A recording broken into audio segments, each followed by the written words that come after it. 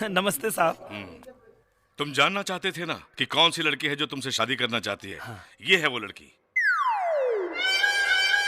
अरे तू है? तुम इसे जानते हो? अरे साहब बहुत चालू लड़की भी आई और घमंड एता ना कि एकर माई बाप एकरा के कुछ सिखौल ही नहीं के। इसका मतलब तुम इससे शादी नहीं करोगे? पहले एगो बात बतावा, तू हमरा से काहे शादी कर चाहता रू? अरे मैं तुम्हें कैसे बताऊं कि मुझे तुमसे प्यार हो गया है।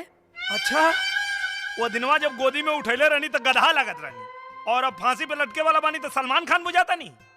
अरे तुमने कारनामा ही ऐसा किया कि सारी दुनिया में तुम्हारा नाम हो गया। अब सोचो अगर मैं तुमसे शादी कर लूंगी तो मेरा भी कितना नाम हो जाएगा, है ना? नाम उम कुछ ना होई, बियाह होते तू राण हो जेबू। राण? व्हाट? अरे मतलब विधवा हो जेबू। अरे वही तो मैं होना चाहती हूँ। देखा था निसाबे कर, लड़की कुल सुहागिन होकल चाहनी और ईरान होकल चाहती है। अब मेरा मतलब किसी नामर्द की सुहागन होने से अच्छा है किसी मर्द की विधवा बन के जीऊं, है ना? दरअसल जोना कारनामा खातिर तू हमरा के मौरत बुझता रू, वो हम कहले ही नहीं की, उस साला कोनो और कहले बा। लेकिन वैसे अगर पहला मुलाकात में तू हमरा दिल के आवाज सुन लेले रहतू तो अबले तो तू हमरा लड़का के मोई बन गल रहतू। पहले ये बोलो तुम इससे शादी करोगे या नहीं?